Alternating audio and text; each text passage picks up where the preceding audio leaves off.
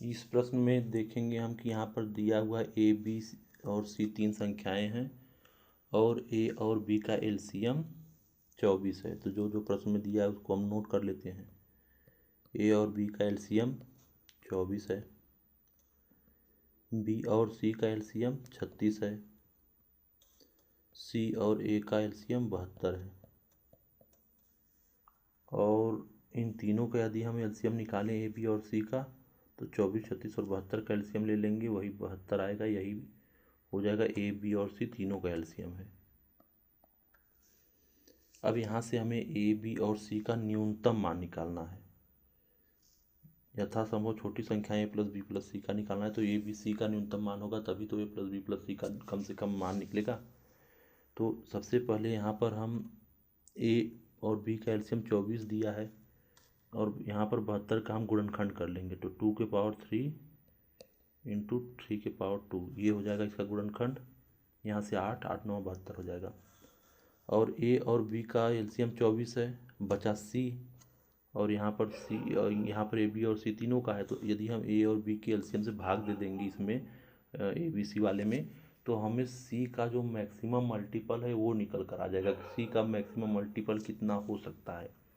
तो 24 से हम 72 में यदि भाग दे रहे हैं तो 3 बार जा रहा है। इसका मतलब ए बी और जो सी हमारा होगा उसमें ए बी के अलावा सी में 3 का मल्टीपल तो होगा मैक्सिमम, जो यहाँ से 72 में 3 के पावर 2 है। तो सी जो भी संख्या होगी उसमें 3 के पावर 2 तो होना ही होना है। यहाँ से ये बात हमको कन्फर्म चल गया। इसमें कुछ और भी संख्या हो सकता है, कुछ और मल्टीपल, लेकिन इतना तो होना ही मिनिमम। उसके बाद बी और सी 36 है एलसीएम, तो 36 का 72 में भाग देंगे तो यहाँ से कितना 2 बार जाएगा।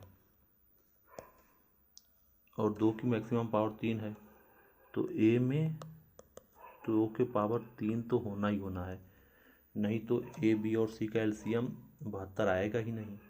इसलिए क्योंकि बी और सी का एलसीएम 36 है, ए 8 होगा 2 के पावर 3, तभी तो इनका एलसीएम 72 होगा। और अब सी और ए का एलसीएम 72 दिया है और यहाँ पर बचा कौन, सी ए के अलावा बी बचा है। तो 72 में 72 से भाग देंगे तो अगर बी 1 होगा तब पर भी ये सी ए और ए बी और सी का एलसीएम 72 हो जाएगा।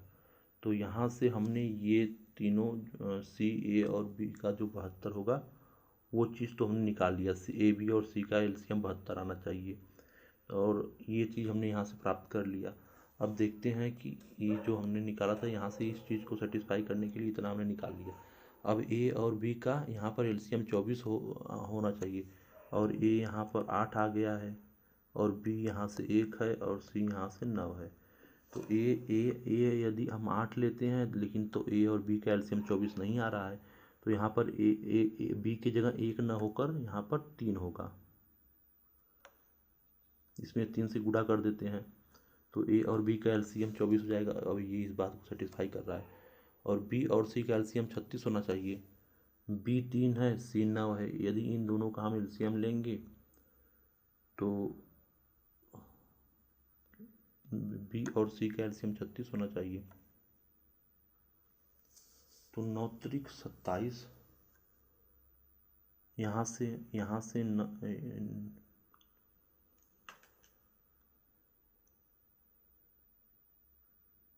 ये 9 और नहीं, बी और सी का एलसीएम है, 9 और 3 से 9 होगा, तो होना चाहिए 36। तो इसका मतलब 4 का मल्टीपल का कमी है, तो हम बी में अब 4 का मल्टीप्लाई कर देंगे।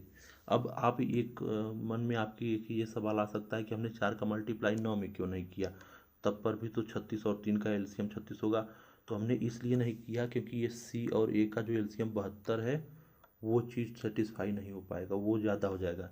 यहाँ पर 36 हो जाएगा, यहाँ पर 8 हो जाएगा, तो सी और ए का एलसीएम अधिक हो जाता है, इसलिए हमने बी में ही मल्टीप्लाई किया। तो क्योंकि ये तीनों जो कंडीशन है उसको भी सेटिस्फाई करना चाहिए। तो इस प्रकार से सी 9 हो गया, ए 8 हो गया, बी 12 हो गया। यही तीनों संख्याएं हैं और इनका योग कितना होगा, 12 8 20 9 29। तो ए प्लस बी प्लस सी का कम से कम मान 29 होगा।